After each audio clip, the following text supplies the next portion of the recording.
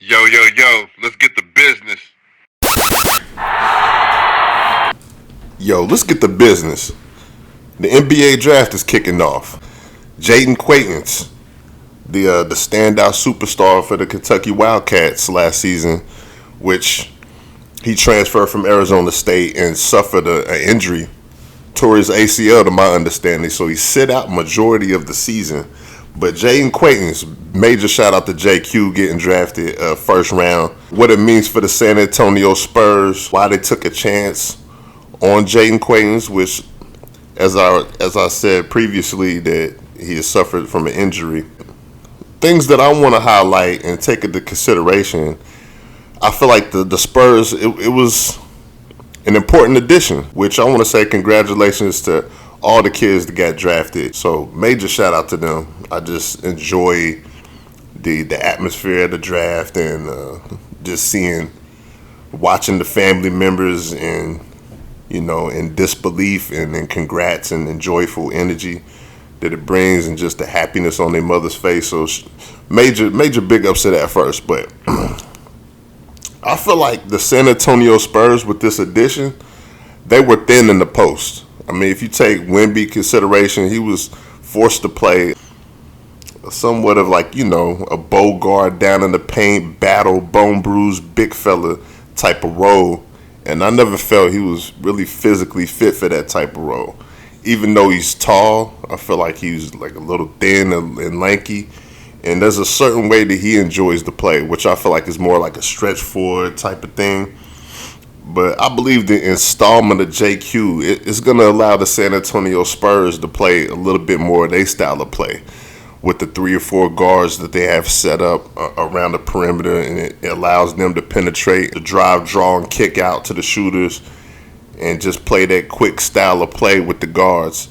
Now, adding JQ, that adds another big body, another physical specimen, another multi-dimensional big fella that can really move and is very mobile and has a lot of agility for his size.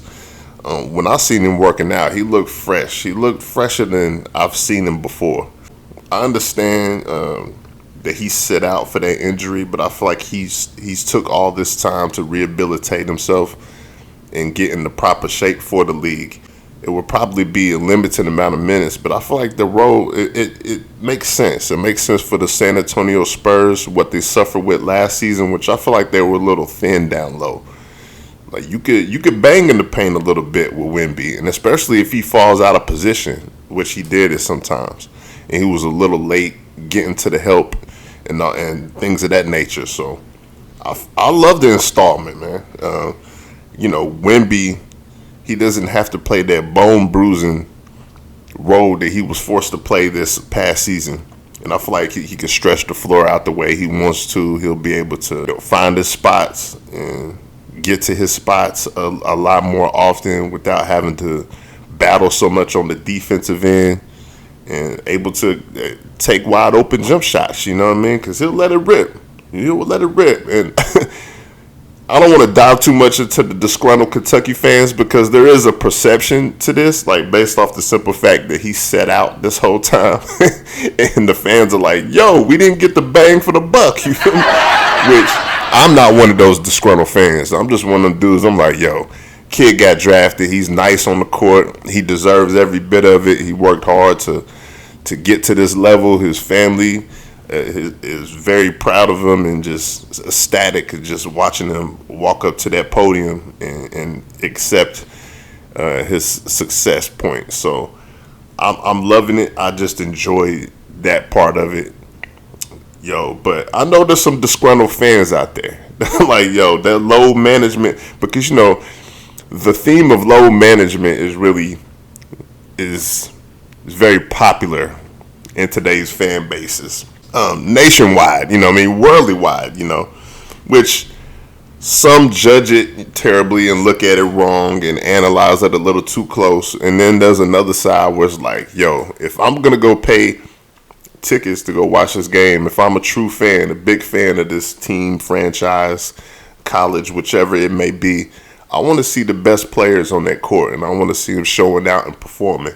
That's what I paid for. That's what I came here to see. So I understand that aspect of it as well. But me, from a fan, I'm just like, yo, I'm glad he got drafted. Gets to make millions of dollars, change up his life. And for whoever is in his life, he'll be able to help those people out. So I'm more of a holistic thinker, you know what I mean? So low management, it's been a gripe amongst a lot of fan bases, which is completely understandable.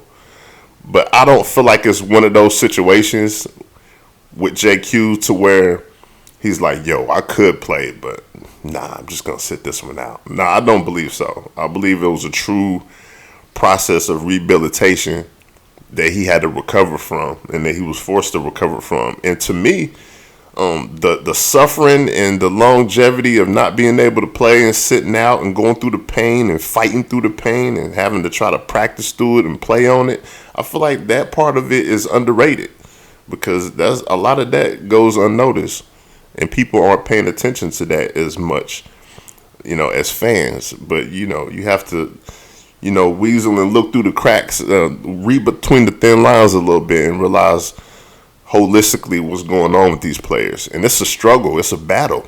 It's a fight back up to get back on that court. So major shout out to JQ just getting back on the court, and the San Antonio Spurs taking the chance on him regardless, despite the fact of him being injured. So it hasn't been proven and valid that he was just sitting games out like that. I don't believe so. I don't measure it that way anyway. So addition of Jayden Quaintance will be electrifying for the San Antonio Spurs fan base to watch. They're getting a very dynamic, explosive kid on the offensive end as well. But defensively, this kid is explosive. He's dynamite. He's a shot blocker. He can move his feet. He can time his blocks correctly like great shot blockers do. And that's very impressive to me when I seen him play at Kentucky. The short time that he got to get into the games, he showed out against St. John's. He was a key piece to that victory. Big shout out to JQ. As far as the Louisville fans, Mikael Brown Jr., he went early in the draft too. I'm not sure how the Cardinals feel about that, but shout out to Mikael Brown. He was nice on that court, man. And I know at one point he definitely was injured, even though it seemed like more of a bouncing back and forth type of thing with Mikael Brown Jr., which he would play some, then he would sit out some. Then he would play a few games, then he would sit out a little bit. JQ was a little bit different. I mean, he did a little bit of that at the beginning of the season, but for the majority of the season, the entire season, he was sitting out, wishing to play, hoping to get back on the court soon. Of course, there was speculations and things of that nature, people trying to analyze the situation and, is he coming back this game? Will he be back in the SEC tournament? Will he be back in the NCAA tournament? And he never made a return. So, big shout out to JQ and the San Antonio Spurs, man. I feel like he's a nice fit for that culture, to my understanding. That's what I want to throw out there too. So, and I'm gonna get more back into some basketball and stuff like that, man. Mark Pope, the Beard Beach Pope, man, he turned things around as far as recruiting, obviously. And the latest I'm hearing is they've had a few practices. The squad looks good with the addition of Milan Manchilovic. And then they have the two guards that we're excited about with Zoom Diallo and Alvin Wilkins. I'm hearing nice things about those kids, man. The backcourt is looking nice with their early chemistry and practice. And then I'm excited about the rest of the squad. So I'll be diving a little bit more into that soon. Let's get to business. Yo,